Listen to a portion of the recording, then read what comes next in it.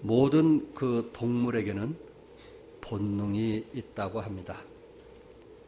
본능이라는 단어의 의미가 무엇일까?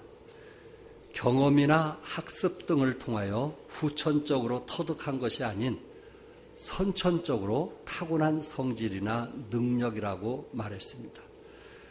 본능에 대해서 몇 가지 예를 들어 말씀을 드린다면은, 쥐가 고양이를 보면은 어떻게 해요? 도망치죠. 우리는 이것을 도주 본능이라고 합니다. 도주 본능. 시도 때도 없이 도망을 잘 치는 사람들에게는 지가 가지고 있는 도주 본능이 많기 때문이라고 합니다. 기러기나 개미 같은 동물들은 혼자 다니지 않고 항상 무리를 지어 다닙니다. 이것은 기러기나 개미에게 군거 본능이 있기 때문에 그렇습니다. 우리 주위에도 보면 기러기나 개미처럼 누군가와 함께 있고 싶어하는 사람들이 있습니다. 이 사람은 혼자 있는 것을 매우 싫어할 뿐만 아니라 혼자 있으면 견디지 못하는 군거 본능이 있기 때문이라고 합니다. 또한 나무나 지푸라기 등을 진흙과 잘 섞어서 튼튼하게 만들어진 새들의 둥지를 보고 우리는 깜짝 놀랄 때가 있습니다. 제가 어릴 때 마포에 살면서 제비들이 와서 그 제비집을 짓는 거 보면 정말 깜짝 놀랄 때가 있고, 거기서 또 새끼를 낳아서 키우는 것을 보면서 스스로 놀랄 때가 있습니다. 이것을 가지고 우리는 조소 본능이라고 합니다. 조소 본능, 재주가 많은 거죠. 손재주가 좋은 사람을 조소 본능이 뛰어나다, 이렇게 말들을 한다고 합니다. 또한 생육하고 번성하는 데 탁월한 재주가 있는 동물들이 있습니다. 그 이유는 그 동물들에게 자신들의 종족을 계속적으로 보존하기 위한 성적인 본능이 있기 때문에 그렇습니다.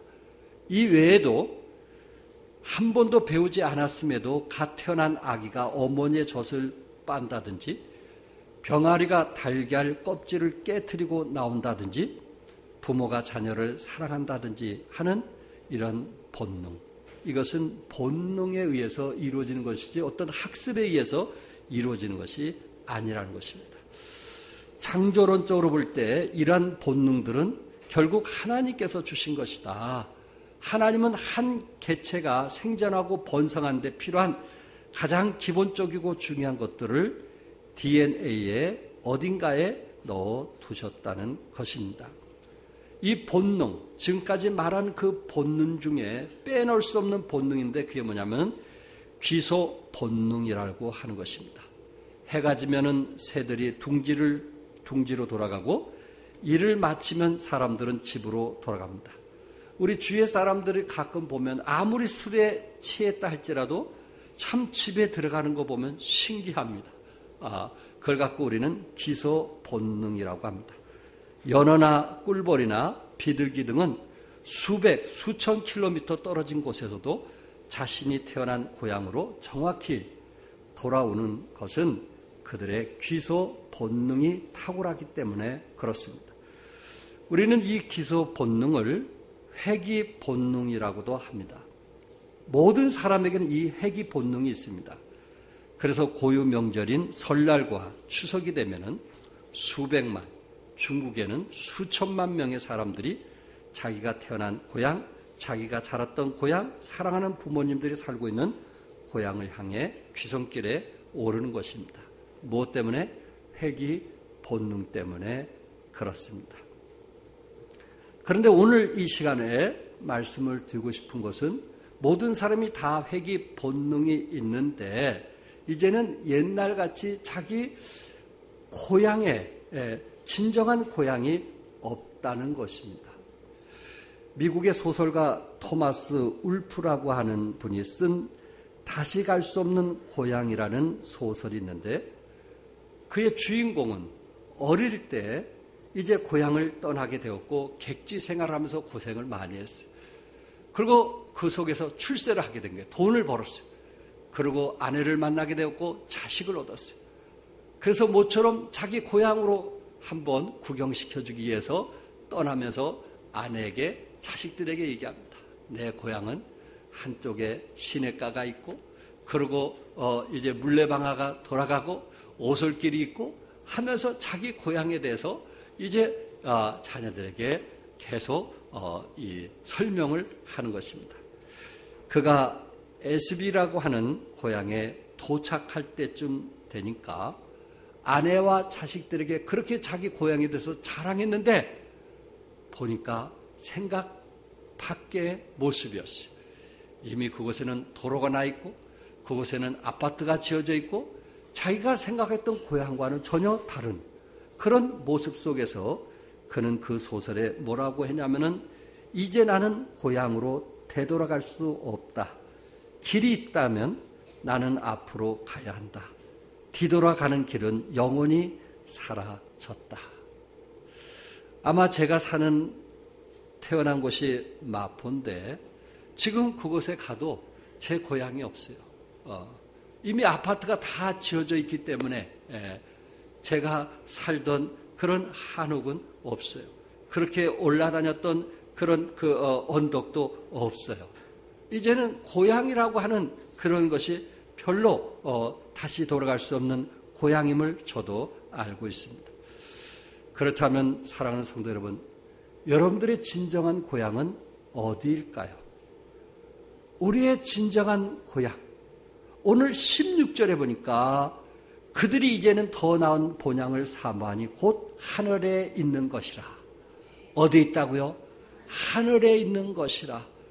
이제는 우리가 태어난 고향에 가도 옛날 같지가 않고 우리가 자랐던 그런 환경이 아니고 너무나 많아 바뀌어졌기 때문에, 또한 부모님들이 이제 돌아가신 상황 속에서는 그 고향에 갈 이유가 없게 된 우리들의 모습을 보게 됩니다. 우리의 진정한 고향이 어디일까? 바로 성경은 어디라고요? 하늘나라. 바로 우리 히브리서 11장은 믿음의 장이라고 말씀하고 있고, 그 믿음의 사람들은 결국은 이 땅에 살아가면서 나그네로 외국인으로서 살게 되었고, 그리고 많은 핍박과 어려움이 있지만 저들과 타협하지 아니하고 카타콤이라고 하는, 오히려 무덤 있는, 카타콤이라는 것은 무덤이거든요. 오히려 그 무덤에 그 땅을 파서, 지하를 파서 그곳에서 살면서 찬송 부르고 기도하고, 그리고 저들이 마음껏 예배를 드리기 위해서 선택했던 이유가 뭐냐면은 저들은 이 땅이 우리의 고향이 아니고 하늘나라가 우리의 고향이라는 것을 알았기 때문에 기꺼이 자기 자손들에게까지도 정말 저들이 더 편하게, 즐겁게, 행복하게 살 수 있음에도 불구하고 오로지 신앙 안에서, 그것도 지하에서 정말 주님을 사랑하고 섬겼던 믿음의 사람들인 것을 보게 됩니다. 그들의 인생은 어떤 인생이었을까요? 13절에 말씀한 것처럼 외국인과 나그네임을 증언하였다.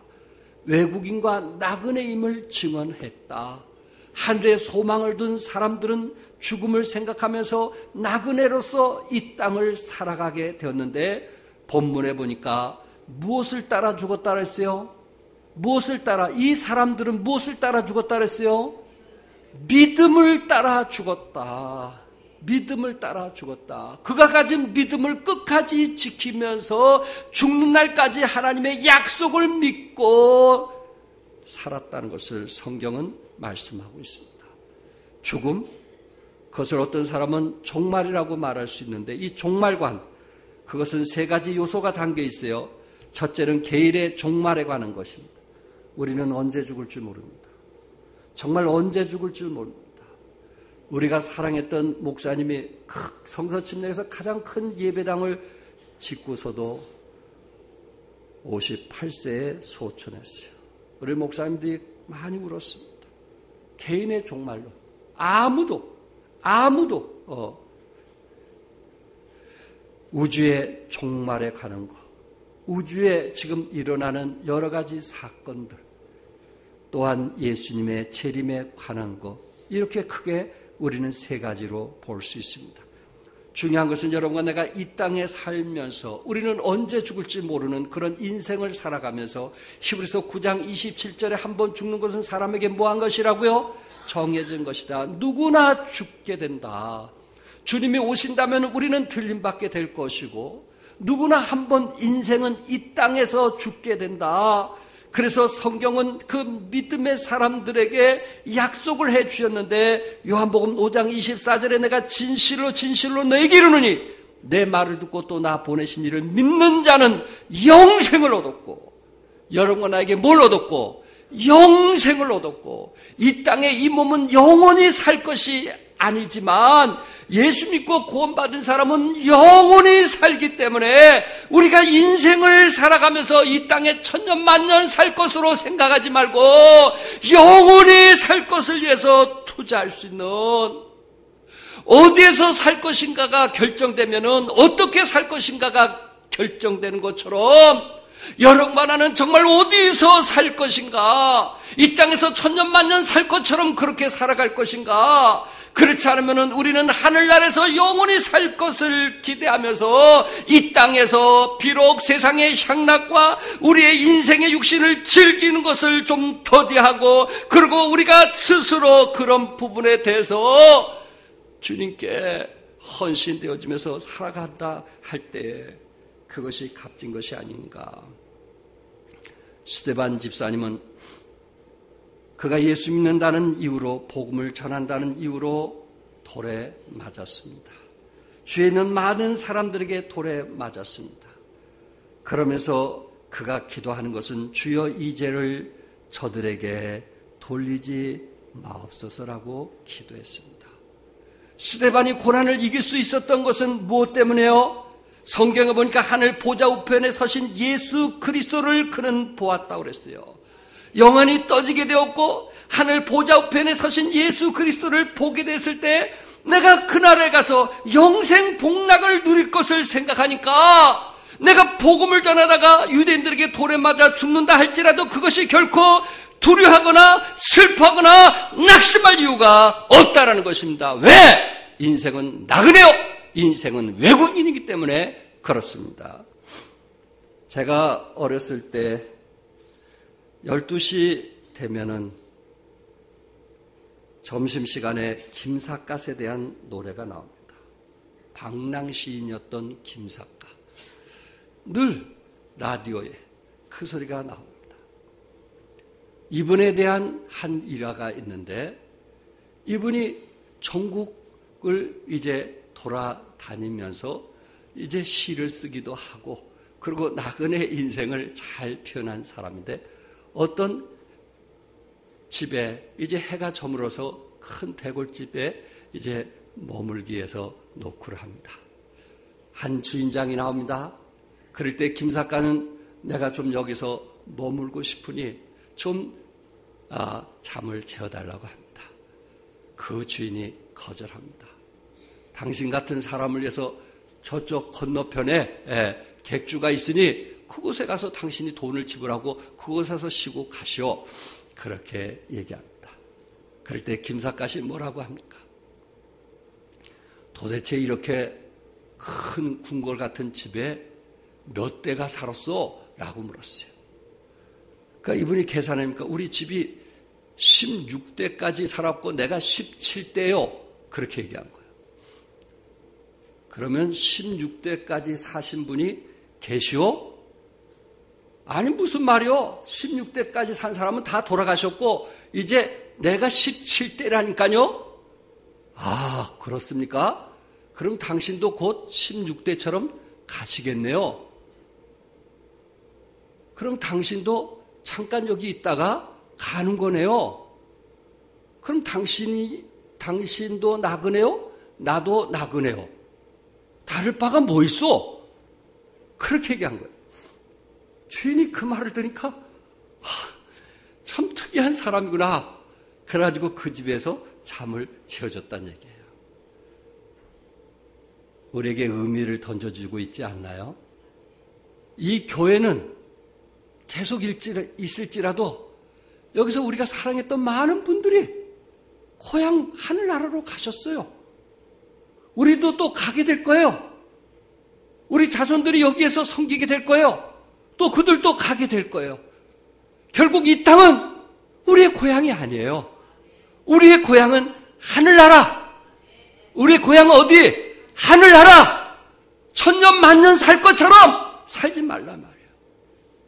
천년 만년 살 것처럼 우리가 주님을 위해서 희생하고 섬기는 것도 천년 만년 섬길 수 있는 것이 아니란 말이에요. 때가 있단 말이에요. 기회가 있단 말이에요.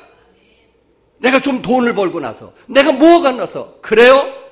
우리의 인생의 죽음은 아무도 알지 못합니다. 우리는 오늘 이 하루 주님께 충성할 수 있음을 믿을 수 있기를 바랍니다. 두 번째, 나그네는 더 나은 본향을 위해서 사는 것입니다. 13절에 이 사람들은 다 믿음을 따라 죽었으며 약속을 받지 못하였으되 그것들이 멀리서 보고 환영하며 또 땅에서는 외국인과 나그네로 증언하였는데 여기에 더 나은 본향을 저들이 사모했기 때문에 약속을 멀리서 바라보고 환영했다고 했고 더 나은 본향을 저들은 사모했다고 히브리서 11장에 계속해서 그 말씀이 기록되어 있어요. 11장 16절에도 그들이 이제는 더 나은 본향을 사모했다. 더 나은 본향을 사모했다라고 말씀했고 그리고 35절에는 저들은 더 좋은 부활을 얻고자 하여 심한 고문을 받았다. 더 좋은 부활. 부활은 부활인데 무슨 부활? 더 좋은 부활. 주님을 위해서 살다가 아버지 뜻을 이루기 위해서 살다가 정말 하나님을 기쁘게 하는 삶을 살다가 주님 품 안에 갔던 더 좋은 부활을 얻고자 본향을 위해서 살아갔다고 말씀하고 있습니다. 사도 바울은 표대를 향하여 그리스도 예수 안에서 하나님이 위에서 부르신 부름의 상을 위하여 달려가노라, 쫓아가노라. 표대를 향하여 뭐 한다고요? 쫓아가노라. 이 쫓아간다는 말은 두 가지 경우에 사용하던 말인데 하나는 달리기 경주에서 선수들이 꼬린 지점을 향해서 전력으로 질주할 때 쓰던 표현이고 다른 하나는 사냥꾼이 표적을 정해놓고 집요하게 추적하며 사냥할 때 쓰던 표현입니다. 그러니까 사도 바울은 더 나은 본향을 위하여 초점을 맞춰놓고 최선을 다해 삶을 살았다는 것입니다. 그의 마음은 흔들리도 않았고 그의 마음은 다른 곳에 유혹도 받지 않았고 오로지 주님을 위해서 표대를 향해서 쫓아갔다. 이렇게 성경은 말씀하고 있습니다. 더 나은 본향을 향한 우리 두 사람에 대해서 소개를 한다면 아마 하나는 이삭의 아내 리브가입니다. 아브라함의 하나님, 이삭의 하나님, 야곱의 하나님, 이삭의 아내 리브가. 리브가는 메소포타미아 나홀성에서 살았고 이삭은 아브라함과 같이 헤브론에서 살았어요. 아들을 장가 보내기 위해서 지금 리브가에게 아브라함 종이 가서 청혼을 하는 겁니다. 이때 그 리브가는 이삭에 대해서 잘 알지 못하지만은 이삭이 믿는 하나님, 아브라함이 믿는 하나님을 그는 알고 있었기 때문에 창세기 24장 58절에 리브가를 불러 그에게 이르되 내가 이 사람과 함께 가려느냐? 그가 대답하되 뭐하겠나이다. 뭐하겠나이다. 그가 대답하되 가겠나이다. 메소포타미아에 있는 나홀성에서 헤브론이라는 것은 먼 곳인데 그것을 마다하지 않고 자기 고향인 것을 버리고 더 나은 고향을 향하여 믿음의 고향을 향하여 하나님이 계신 고향을 향하여 기꺼이 가겠다 하는 것이 리브가 여인의 믿음이었습니다. 또 한 여인은 룻입니다.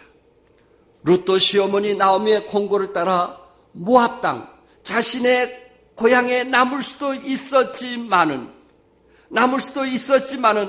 어머니께서 가시는 곳에 나도 가고 어머니께서 머무는 곳에 나도 머물겠나이다. 어머니의 백성이 나의 백성이 되고 어머니의 하나님이 나의 하나님이 되시리라 하면서 더 나은 고향 하나님이 계시는 더 나은 베들레헴을 향해서 달려갔던 룻의 믿음을 우리는 보게 되는 것입니다. 여러분, 나의 더 나은 본향이 어디 있까? 더 나은 본향. 우리가 태어나는 고향보다 더 나은 본향이 어딜까요? 하늘나라임을 우리는 믿습니다. 히브리서 13장 14절에 우리가 여기에 영구한 도성이 없으므로 장차 올 것을 찾나니, 우리가 여기에 이 땅에는 영구한 도성이 없다 믿으시면 아멘 하세요. 우리가 여기에는, 우리가 살고 있는, 몸담고 있는 이곳은, 우리가 사랑하는 처와 자식이 있는 이곳은 영구한 도성이 없으므로 장차 올 것을 찾는다고 성경은 말씀하고 있습니다. 정철환 선코연 때 믿음의 딸의 아들 현민이 손주가 나와서, 중학생 정도 되나요? 손주가 나와서 할아버지에게 축하한다고 인사를 하는데 그가 한 마디 중에 뭐냐면은, 할아버지, 우리 천국에서 만나요. 어디서 만나요? 그 학생의 믿음에 천국에 대한 소망이 있는 것을 저는 보면서 감동이 됐어요. 어떻게 저런 표현을 할 수 있을까? 중학생 정도가 됐는데 어떻게 그의 입에서 할아버지, 우리 천국에서 만나요!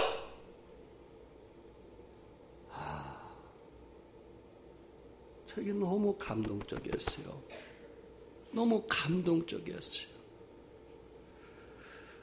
우리 정윤아 자매가 어떻게 자녀들을 키운지 아시겠죠? 수요일날도 자녀들 데리고 교회 나가요. 토요일날도 애들 교회 프로그램이 있어서 토요일날도 교회 가서 애들 가서 성경 공부하게 해요. 금요일날 기도 집회도 애들 자녀 셋 다 데려가서 금요일날 기도 집회해요. 부부가 그렇게 살아요. 그렇게 살아요. 하늘의 소망을 가지고 살아요. 아름답다. 예수 그리스도의 십자가는 막혀있던 에덴으로 향하는 길을 열어놓았습니다. 예수님의 보혈의 공로로 에덴 동산을 막고 있는 화영공과 불칼을 치웠습니다. 그곳이 생명의 문으로, 평화의 문으로 그 일을 할 수 있었던 것은 예수님의 그 십자가의 능력을 통해서 그 일이 이루어졌고, 빌립보서 3장 20절에 말씀한 것처럼 우리의 시민권은 어디에 있는지라? 하늘에 있는지라. 우리의 시민권은 어디에 있느니라? 하늘에 있느니라 라고 말씀했어요. 짐 엘리엇은 그가 선교사로 파송했다가 선교사로 가자마자 죽게 되었어요. 그의 아내가 짐 엘리엇의 그 수첩에 기록된 것을 전국에, 미국에 알리면서 다들 감동이 되었는데, 그 말이 뭐냐면은, 영원한 것을 위해 영원하지 않는 것을 버리는 자는 절대 어리석지 않다. 영원한 것을 위해 영원하지 않는 것을 버리는 자는 절대 어리석지 않다. 나는 이 시간에 혹시 여러분들이 영원한 것을 위해서 살아야 되는데 영원한 것보다는 영원하지 않는 것 때문에 영원한 것을 잃어버린 사람이 있지 않는가? 좀 내 마음에 어떤 분에 대해서는 좀 안타까움이 있어요. 영원하지 않는 것을 위해서 그 시간 투자하기 때문에 하나님의 부르심과 하나님께서 그를 통해서 함께 일하는 것을 포기하고 살아가는 안타까움이 내 마음속에 있단 말이에요. 우리의 시민권은 하늘에 있는데, 우리의 고향은 하늘에 있는데 믿음대로 살지 못하고 현실의 급급에서 살아가는 그 모습이 안타깝더라는 거예요. 영원한 것을 위해 영원하지 않는 것을 버린 자는 절대 어리석지 않다는 것입니다. 끝으로 나그네는 하나님의 영광을 위해서 믿음으로 사는 것입니다. 13절에 이 사람들은 다 믿음을 따라 죽었다 그랬어요. 무엇을 따라? 믿음을 따라 죽음을 생각하며. 믿음으로 사는 사람들은 의미 있는 삶을 삽니다. 더 나은 본향을 위해서 사는 사람들은 하루하루를 믿음으로 살아가는 것입니다. 믿음의 영웅들은 하나님으로부터 믿음의 인정을 받았습니다. 아벨은 믿음으로 제사를 드렸고, 가인의 손에 죽었지만 의로운 자라는 인정과 함께 예물에 대해서도 하나님으로부터 인정을 받았어요. 에녹은 300년 동안 날마다 하나님과 동행하며 살았습니다. 하나님을 기쁘시게 하라는 자라는 증거를 받았어요. 아브라함은 약속을 바라보며 믿음으로 살았어요. 믿음으로 살기에 본토와 친척과 아비 집을 떠나는 대가를 지불했어요. 하나님께서 아브라함 나의 벗이라 이렇게 말씀을 했습니다. 짧은 인생을 살았지만은 의미 있고 이대한 삶을 살았던 테리 박스라는 캐나다 청년이 있습니다. 그는 18살 때에 1977년에 그는 암이라는 선고를 받게 됐어요. 그의 다리에 암이라는 선고를 받게 돼서 그의 다리 한쪽을, 오른쪽 다리를 잘라야만 되었어요. 그리고 이게 이미 전이가 되어서 더 이상 오래 살 수 없다라는 판정을 받게 됐어요. 그랬을 때 내가 살면서 낙심할 수도 있고 실망할 수도 있고 좌절하고 포기할 수도 있지만은 내 남은 생애 동안, 짧은 기간 동안 무엇을 할 수 있을까라는 생각을 하게 되었고, 그는 자신이 암 때문에 죽어가는 것처럼 더 많은 사람들을 암 때문에 죽어가게 할 수는 없다. 그래서 누군가 이 암에 대해서 계속 연구를 할 수 있도록 연구 기금을 마련하는데 내가 남은 기간 동안 그 일을 한번 해보겠다. 그래서 그는 캐나다 전역을 돌아다니면서 연금 기금을 모금하기로, 약 100만 불 12억을 모금하기로 결단을 하고, 그리고 오른쪽은 이미 의족을 달고, 그리고 왼쪽 다리를 2번 걸면 오른쪽 한 번, 왼쪽 다리 2번 걸면 오른쪽 한 번, 이렇게 하면서 캐나다 전국을 이제 달리게 되었습니다.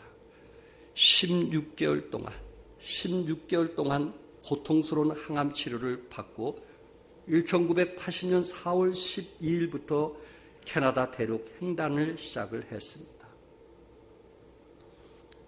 첫날은 하루 종일 800m를 걸었다고 합니다. 800m. 쓰러지고 넘어지고, 그러나 다시 일어나서 또 가고, 다시 일어나서 또 가고, 8개월 뒤에는 하루에 36km를 달렸다고 합니다. 그가 18살에 암에 판단이 되었고, 그리고 이제 더 살 수 없다는 얘기를 듣게 되었을 때 그가 22살, 약 4년 동안 이제 그 일을 하게 되었습니다. 결국 TV에 반영이 되었고, 그리고 많은 사람들이 눈물을 흘리면서 기꺼이 그 기금을 내어놓게 되었는데 2,700만 불, 약 320억이 넘게 후원금이 들어왔어요. 그가 100만 불의 목표를 했는데 27배나 넘는 엄청난 기금으로 그는 마지막 짧은 인생을 마쳤지만 지금도 계속 암 환자를 위해서 연구하고 있고 새로운 약들이 만들어지고 있다고 합니다. 짧은 인생, 병원에서 치료받다가 돌아갈 수도 있지만은 정말 의미 있는 삶, 좀 값진 삶, 여러분 그런 마음 안 들어요? 저는 이런 예화를 보면 저도 남은 기간 동안 좀 뭔가 값진 삶, 의미 있는 삶, 그렇게 사는 것이 얼마나 아름다울까. 한 예화를 드리고 마치려고 합니다. 토마스 라우슨이라고 하는 목사님이 계시는데 그분은 영국 교회 목사님이십니다. 아주 젊은 목사님이었죠. 그런데 그는 목회를 하면서 건강이 좋지 않았기 때문에 제대로 목회를 할 수가 없었어요. 어느 날 그는 성도들에게 이렇게 얘기합니다. 나는 어느 날 죽는 순간에 나는 하나님의 말씀을 읽다가 죽고 싶다는 예언과 같은 이야기를 했습니다. 결국 그는 27살, 나이도 많지 않은 27살, 예수님 나이보다 더 적은 27살에 소천을 했습니다. 그런데 그의 곁에 뭐가 있었냐면 이런 시가 있었어요. 괴로운 인생길 가는 몸이 평안히 쉴 곳 아주 없네. 걱정과 고생이 어디는 없으리 돌아갈 내 고향 하늘나라. 479장인데 괴로운 인생길 가는 몸이 평안히 쉴 곳 아주 없네. 걱정과 고생이 어디는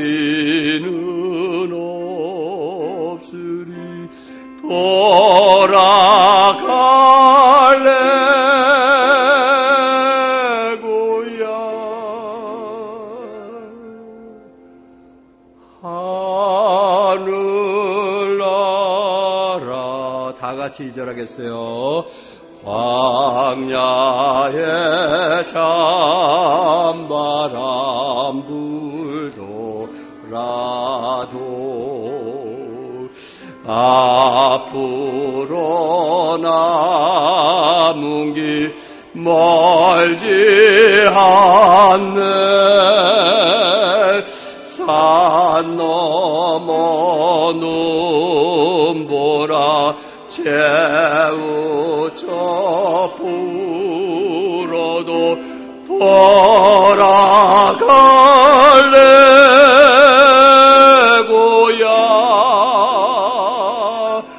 하늘나 3절 날 구원하신 주, 날 구원하신 주 모시었고 영원한 영광을 누리리라. 그리던 성도들 한자리 만나리 돌아갈래 고향.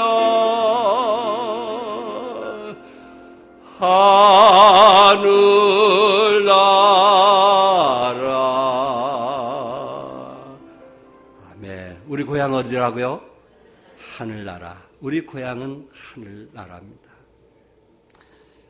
여러분들 가운데 노르웨이의 들오리에 대한 이야기는 알고 있을 겁니다. 노르웨이의 들오리들이 이제 겨울이 와가지고 겨울을 피하기 위해서 덴마크로 이전을 하게 됩니다. 새들이 오리들이 날아가게 됩니다. 덴마크에서 겨울을 보내고 다시 노르웨이로 오게 되는데 한 들오리가 그 덴마크에 떠나는 것이 서운한 거예요. 다시 자기 고향으로 가는 게 서운한 거예요.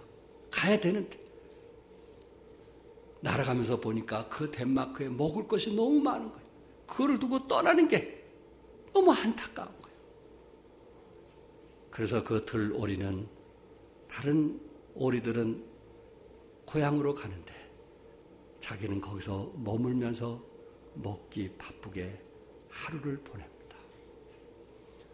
그리고 친구들 따라 나르려고 하니까 배가 너무 불러서 나르질 못하는 거예요. 결국 그곳에 겨울이 오게 되어서 그는 거기서 죽고 마는 아주 슬픈 이야기입니다. 본향을 향해서 가야 되는데 그곳에 먹을 것이 많다고 자기 혼자 그곳에 주저앉아서 이것저것 먹다가 겨울이 오는 걸 모르고 거기서 결국 죽고 마는 오리의 얘기입니다. 우리의 고향은 하늘나라인데 우리의 고향은 하늘나라인데 이 세상의 어떤 세상 맛보기에서 세상의 어떤 즐거움 때문에 그것을 절제하지 못하고 그 유혹에 빠져서 결국 믿음 없이 믿음으로 죽어야 되는데 믿음으로 뭐 하자고요? 믿음으로 죽어야 되는데 믿음으로 죽지 못하고 믿음으로 살지 못하고 결국 이 땅의 향락에 의해서 이 땅에 죽는다면 그보다 마음 아픈 일이 어디 있을까? 우리의 고향은 하늘나라는 것을 기억하면서 믿음으로 도전하시고 믿음으로 살아서 올 한 해 행복한 하나가 될 수 있기를 주님의 이름으로 축복합니다. 기도하겠습니다.